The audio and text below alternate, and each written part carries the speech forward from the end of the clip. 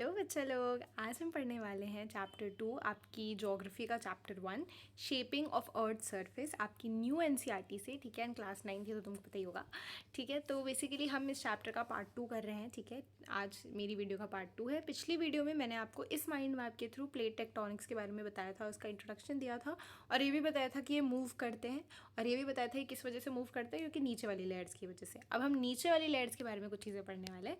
ठीक है, तो काफ़ी इंपॉर्टेंट वीडियो है, ध्यान से सुनना। और अभी नोट्स बनाने की ज़रूरत नहीं है, पहले सुन लो ध्यान से वरना समझ नहीं आएगा। ठीक है, तो बेसिकली आपका जो अर्थ है उसमें कई सारे लेयर्स हैं। अगर आप उसको केक की तरह कट करोगे तो आपको अंदर वाले लेयर्स दिखेंगे। ठीक है, तो सबसे ऊपर वाली जो लेयर है, जो जिस पे हम सब रहते हैं, उसको कहते हैं क्रस्ट। ठीक है, अब ये क्रस्ट जो है ये ओशंस के नीचे भी है और ये कॉन्टिनेंट्स के नीचे भी है। तो ये जहाँ ओशंस के नीचे है, जैसा कि आप यहाँ देख सकते हो, वहाँ पर ये थोड़ी पतली है लेयर। यहाँ वहाँ पर ये सिर्फ 5 से 7 किलोमीटर की है। जहाँ पर कॉन्टिनेंट्स हैं, यानी जहाँ ज़मीन है, वहाँ पर ये कम से कम 30 to 40 किलोमीटर का इसकी मोटापा होता है। ठीक है, क्रस्ट का ये जो लेयर, जो सबसे ऊपर वाली लेयर है, सबसे पतली वाली लेयर है, जो चीज़ आपको यहाँ पे लिखी हुई दिख रही है। ठीक है, याद हो जाएगा। Under continents it is 30 to 40 kilometres and under the ocean it is 5 to 7 kilometres. ठीक है, क्लियर है।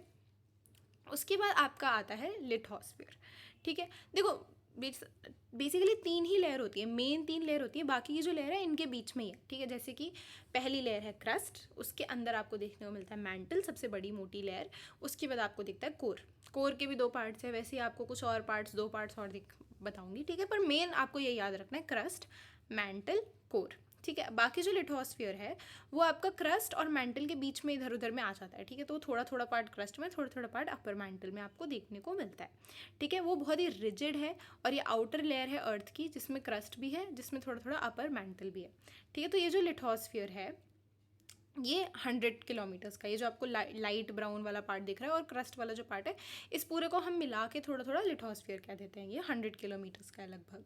ठीक है, फिर आपका आता है अगला लेयर विच इज़ एस्थीनोस्फेयर। एस्थीनोस्फेयर जो है वो एक गर्म है, मोबाइल लेयर है। मोबाइल यानी चलता फिरता रहता है, मोबाइल मतलब कोई चीज़ जो मूवमेंट करती है। ठीक है, और पार्शियली मॉल्टन है, यानी हल्का हल्का पिघला हुआ रॉक है। ठीक है, मतलब एक पत्थर ही है लेकिन पिघला हुआ। ठीक है, तो इसको कहते हैं एस्थोनोस्फेयर और ये है कितना, 200 किलोमीटर्स। समझ में आ गया। ठीक है, उसके बाद अगला है मैंटल। अब आपको जो मैंटल है वो एक सॉलिड लेयर है, काफ़ी ज़्यादा सॉलिड है। ठीक है, एंड ये क्रस्ट और अर्थ के कोर के बीच में आता है। ठीक है, क्रस्ट यहाँ पे देख लो, एक कोर वाला पार्ट है, इनर कोर, आउटर कोर, और एक क्रस्ट है, उसके बीच में जो भी पार्ट है उसको हम कह देते हैं मैंटल। ठीक है, फिर आपका आता है आउटर कोर। आउटर कोर जो है, जो आप यहाँ पे देख सकते हो, वो 20 to 100 किलोमीटर का है। मैंटल आपका 2900 किलोमीटर का है। ठीक है, तो आउटर कोर जो है एक फ्लूइड लेयर है, यानी लिक्विडी लिक्विडी सी है। ठीक है, एंड इसमें आयरन और निकल पाया जाता है काफ़ी ज़्यादा। तो इसको आप कैसे याद कर सकते हो कि आउटर कोर में आयरन होता है, तो ऐसे याद कर लो, OCIN, ओ सी इन। ठीक है, कि ओ देखो अंदर। ठीक है, ऐसे याद कर सकते हो, OC इन, आउटर कोर, आयरन, निकल, याद रहेगा। ठीक है, अगला है आपका इनर कोर। अब जो इनर कोर है बच्चा, वो सॉलिड है और एक हॉट, एकदम गर्म। ठीक है, स्पिनिंग व्हील, एकदम स्पीड में से स्पिन कर रहा है वो अर्थ के बीच में। एंड ये अर्थ का सबसे डेंसेस्ट पार्ट है, यानी सबसे ज़्यादा भारी। ठीक है, वो वाला पार्ट है। तो आपको देख सकते हो इनर कोर एक बॉल जैसा होता है। ठीक है, उसके ऊपर फिर आपका आउटर कोर क्या है, फ्लूइड है। ठीक है, और उसमें आयरन और निकल पाया जाता है और काफ़ी ज़्यादा हॉट है। फिर आपका मैंटल आता है, जो कि आपका सॉलिड रॉक जैसा है, क्रस्ट के और कोर के बीच में आता है। ठीक है, फिर आपका आता है क्रस्ट। ठीक है, क्रस्ट में जो टेक्टोनिक प्लेट्स वगैरह होते हैं वो सब है। लिथोस्फीयर आपका क्रस्ट, लिथोस्फीयर में आप क्रस्ट को और उसके नीचे वाले पार्ट को इंक्लूड कर देते हैं। ठीक है, और एस्थोनिस्फीयर है आपका 200 किलोमीटर्स का। मेन यही 3 है। अब मैंटल के अंदर ही एस्थोनिस्फीयर आता है और क्रस्ट और बाकी का पार्ट जो है उसको हम लिथोस्फीयर साथ में कह देते हैं। ठीक है, समझ आ गया।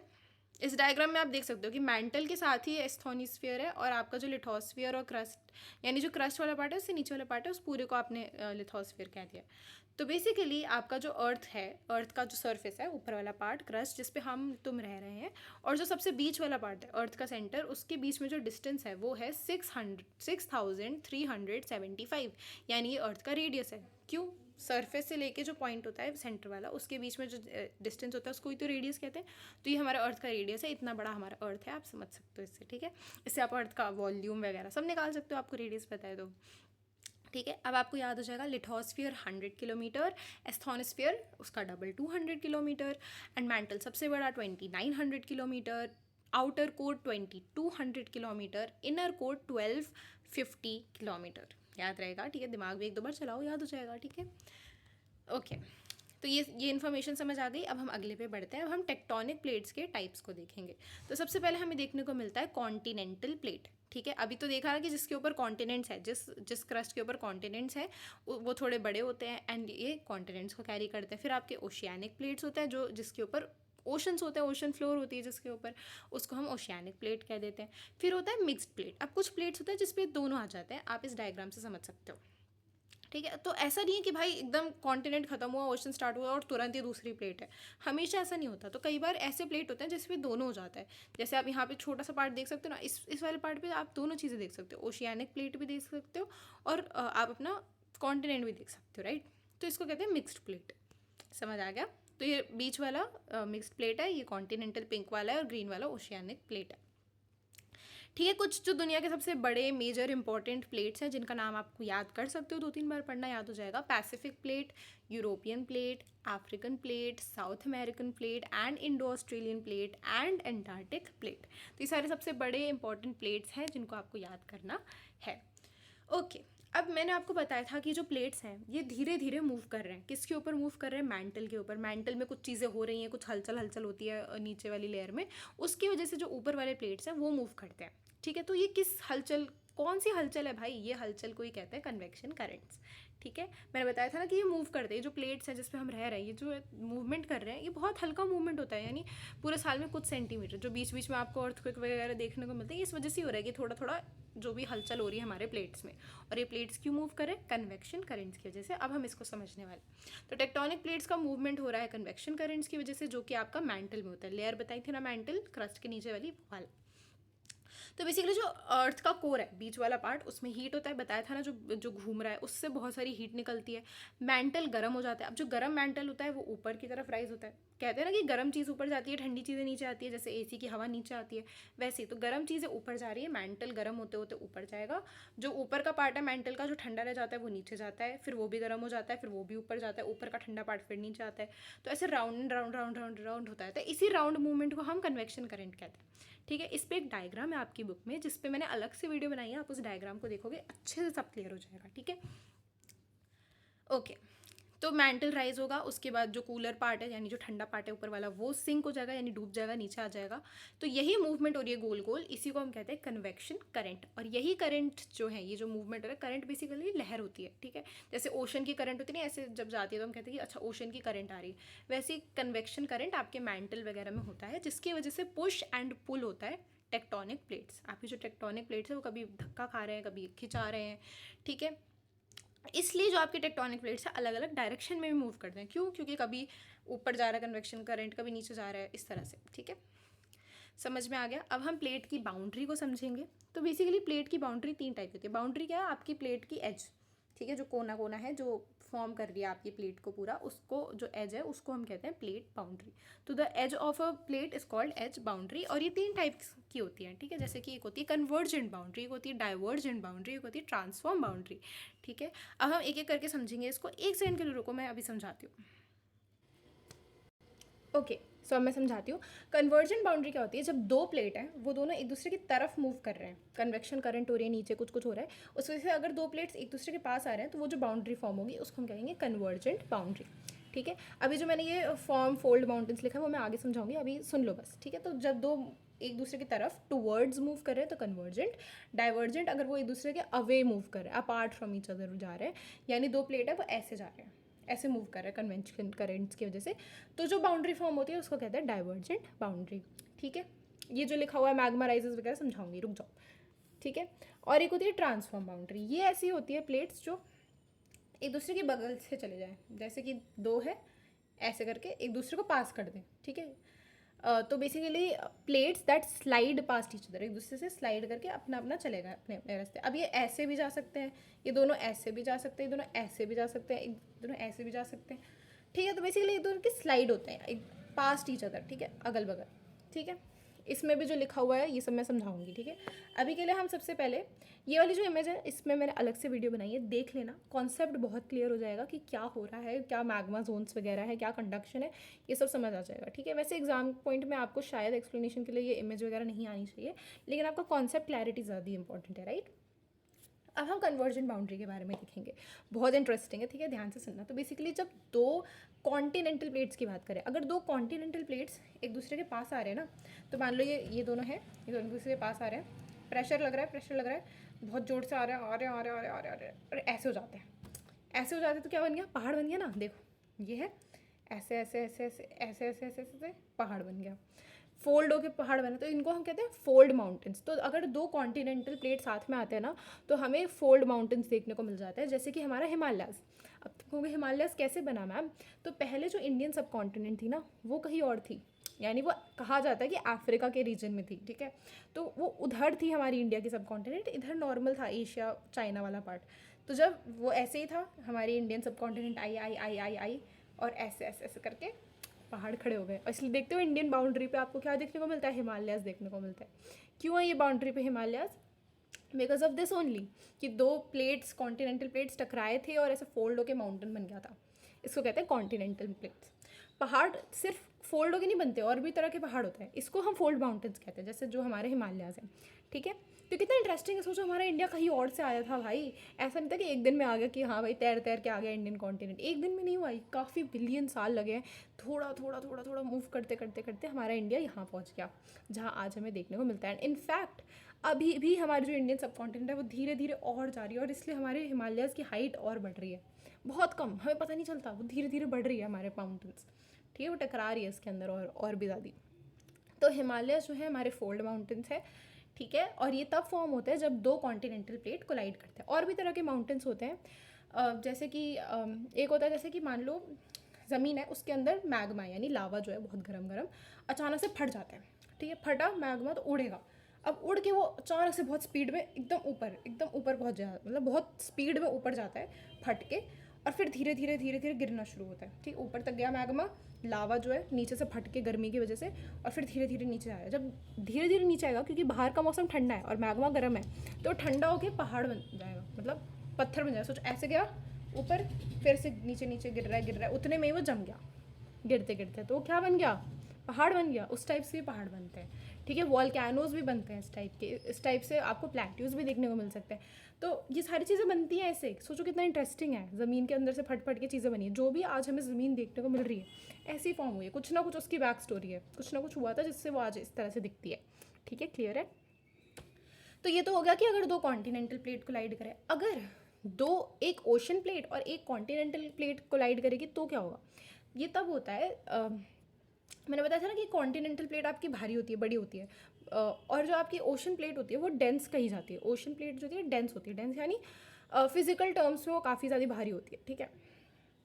डेंस का मतलब क्या, आपको समझा देती हूँ थोड़ा सा, कि मान लो ये एक पत्थर है, ये एक पत्थर है, इसमें जो एटम्स है ना वो इतनी ही एरिया में बहुत सारे एटम्स हैं, और इसमें इतनी ही एरिया में कम एटम्स है, यानी एटम्स दूर दूर है एक दूसरे से, तो वो कम डेंस कहलाती है और ये ज़्यादा डेंस कहलाती है, ठीक है। यानी साइज़ इन दोनों का सेम है, लेकिन एक भारी होगी, एक हल्की हल्की होगी।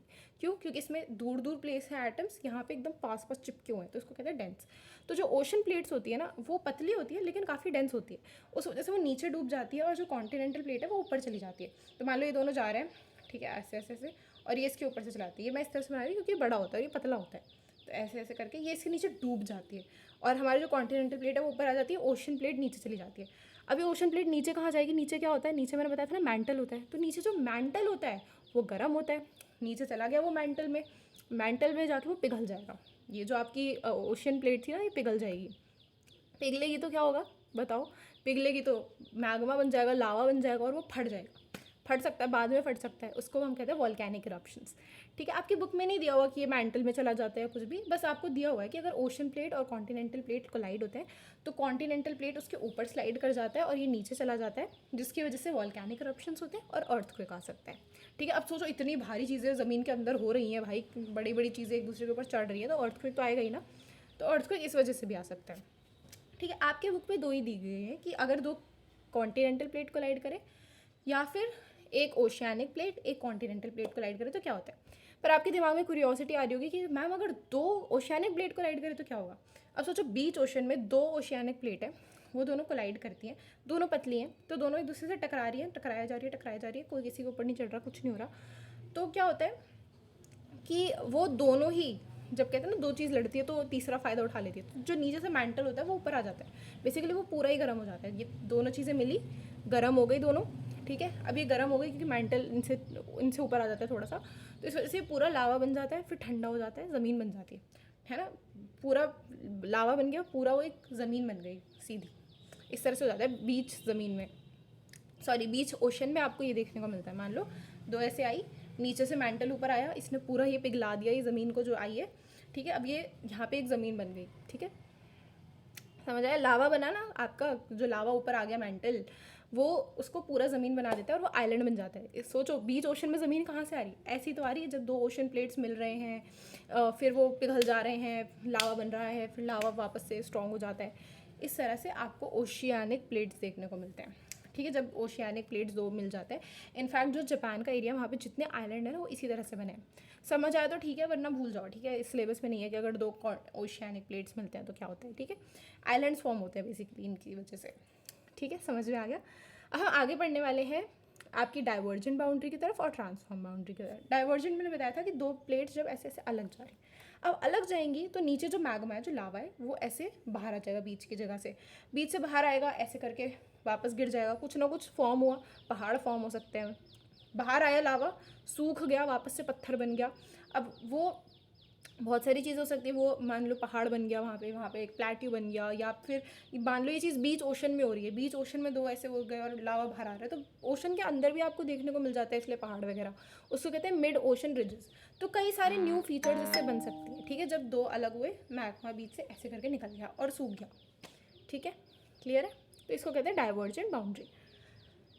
इसका एग्जाम्पल है कि इसके थ्रू हम क्या बन सकता है, मिड ओशन रिजेस बन सकता है। अब आपका आता है ट्रांसफॉर्म बाउंड्री, जब 2 ऐसे आसपास से निकल जाते हैं एक दूसरे के, ठीक है, plates slide each other, and ये जो है एक लाइन में जाते हैं तो फिर कुछ डिस्ट्रॉय नहीं करते या कुछ नया नहीं बन रहा। देखो जैसे यहाँ पे भी हमें पहाड़ बने, यहाँ पर क्या बना, यहाँ पे भी आपका लावा बाहर आके कुछ तो बना देता है। यहाँ पे ऐसा कुछ नया तो नहीं बन सकता, कुछ डिस्ट्रॉय भी नहीं हो रहा क्रस्ट, बस अर्थक्वेक आ सकता है। आप सोचो कोई चीज़ रगड़ा रगड़ा के एक दूसरे के बगल से अगल बगल से जा रही है, तो अर्थक्वेक आ सकता है काफ़ी ज़्यादा, ठीक है। एंड इसका एक एग्जांपल है सैन एंड्रियास फॉल्ट, जो कि यूएस में देखने को मिलता है और काफ़ी इंटरेस्टिंग। रुको मैं तुम्हें इसकी इमेज भी दिखा देती हूँ।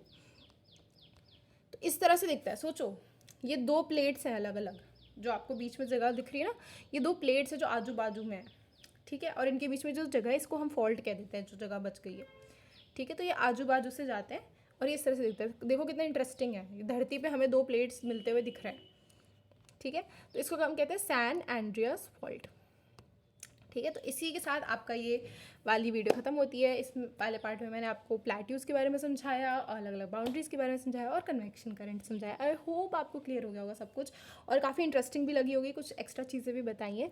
तो कुछ एक्स्ट्रा चीज़ें ऐसे ही जानने के लिए चैनल को सब्सक्राइब कर देना, वीडियो को लाइक कर देना। आई होप आपको सब समझ में आ गया। Thank you so much, bye bye.